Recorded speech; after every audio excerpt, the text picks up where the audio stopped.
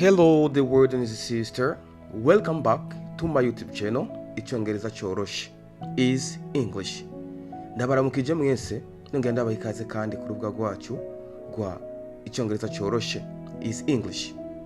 Today's lesson we are going to learn 20 ways of saying thank you. Ikigwa cy'uno munsi turaza kwiga uburyo 20 uvuga ati urakoze. What is the importance of saying thanks? Nakahe kamera ko kuvuga urakoze? Saying thanks or you are welcome is very important for social skills and for your success, whether you are a native speaker or not. Kuvuga urakoze cyangwa koregwa bifise akamaro kanini ya mu kibano.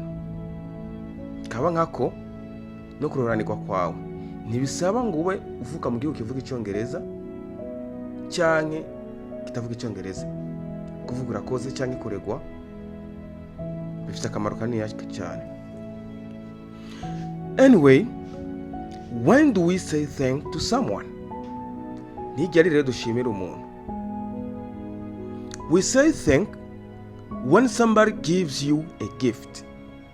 Dushimira umuntu kenshi nk'iyo yaguhaye kado, agashimwe cyangwa ingabire.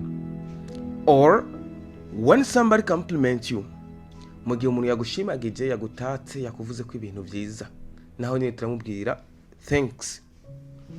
Cyane when somebody does something nice for you.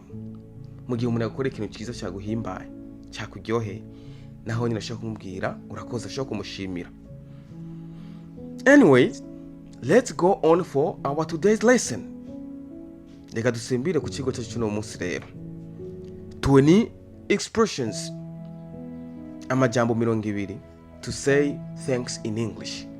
Ukoresha mu kuvuga urakoze mu Cyongereza. Number 1, thank you. Thank you. Cyane mu buryo bworoshe ushaka kuvuga ati thank you. Thank you cyane thank you.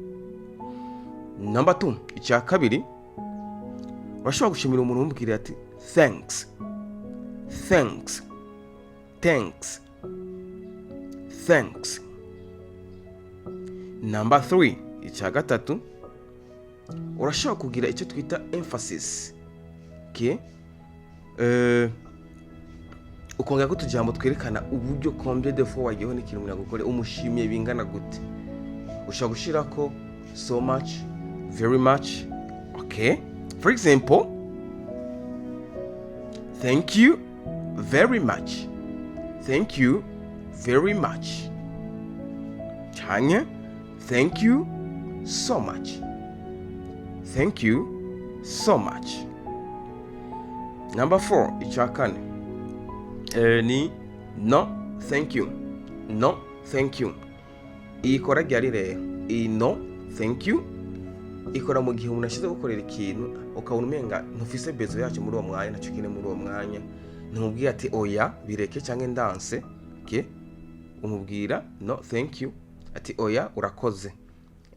No kwanka mu rupfasoni, kwanga icyo umuntu agira gukora cyangwa agira guhe mu rupfasoni. Ntumubwira no categorique. You don't say no, but you say no thank you. Number 5, chagatanu, thanks a million.